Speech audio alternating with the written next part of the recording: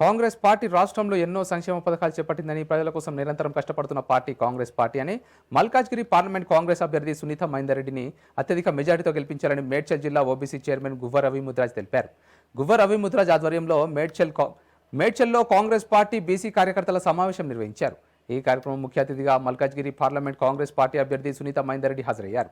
ఈ సందర్భంగా Medchal municipal vice chairman Cheerla Ramesh, Medchal పట్టణ కాంగ్రెస్ పార్టీ అధ్యక్షులు వేముల శ్రీనివాస్ రెడ్డి, మేడ్చల్ మార్కెట్ కమిటీ మాజీ చైర్మన్ సత్యనారాయణ, కాంగ్రెస్ పార్టీ నాయకులు సింగరెడ్డి పోచయ్య మాట్లాడుతూ కాంగ్రెస్ పార్టీ అభ్యర్థి సునీత మహేందర్ రెడ్డిని గెలిపించాలని కోరారు.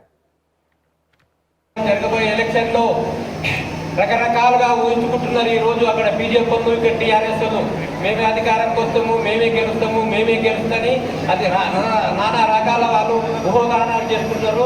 ఆ ఊహాగానాలను తిప్పికొట్టి మనమంతా రేపు జరగబోయే 13వ తారీఖు నాడు చేతి గుర్తు కోటేసి గౌరవ పెద్దలు సునీత మహేందర్ రెడ్డి గారిని అత్యధిక మేడతారని కోరుకుంటూ కోటేసి గెలిపించాలని కోరుకుంటూ వర్గం ఉంటుంది. నువ్వు బీసీ వైపే పక్కన ముద్రాజాన్ని పెట్టాలి.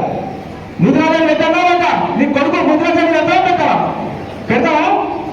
పక్కన పేరైతే పెట్టాం కదా.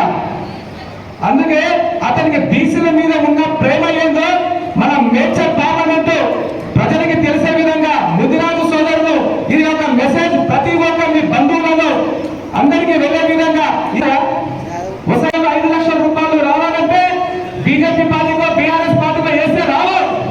కాంగ్రెస్ పార్టీ తలెత్తుకొని తిరిగి బాగుపడ్డ పార్టీ ఏకైక పార్టీ మన కాంగ్రెస్ పార్టీ. కావున అమ్మలారా ఆలోచన చేయండి.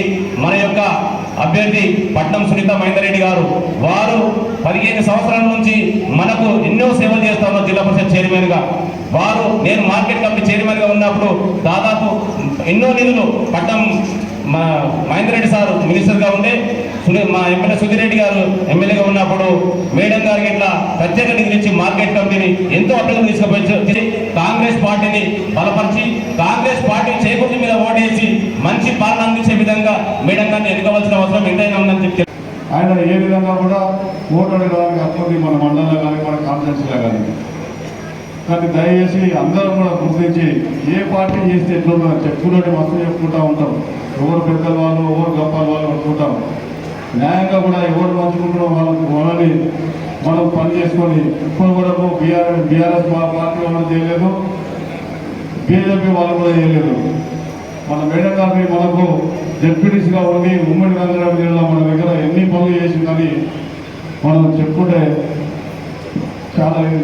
చాలా బాగా పనులు చేసింది. ఇప్పుడు ఆమె అలంకారాలను నడుచుకుంటూ అమ్మాయి మన పూజ స్తంభాలను వేసుకొని అధిక మెజారిటీతో మనం గెలిపించుకుంటే ఈ సమస్యలు ఇవన్నీ మనము చెప్పిందే చెప్పుకుంటే అర్థం చేసి అలసిపోయిండ్రు.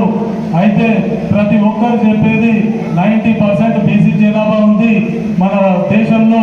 90% బీసీలలో ఐక్యత లేనందువలననే ఇవాళ బీసీలు రాజకీయంగా వెనుకబడుతున్నాడు. ఏదైతే రాజకీయంగా చైతన్యం లేక వెనుకబడ్డామో మనము ఆర్థికంగా సామాజికంగా తప్పకుండా మనం వెనుకంజలో ఉంటామని ఈ సభాముఖంగా తెలియజేస్తున్నాం.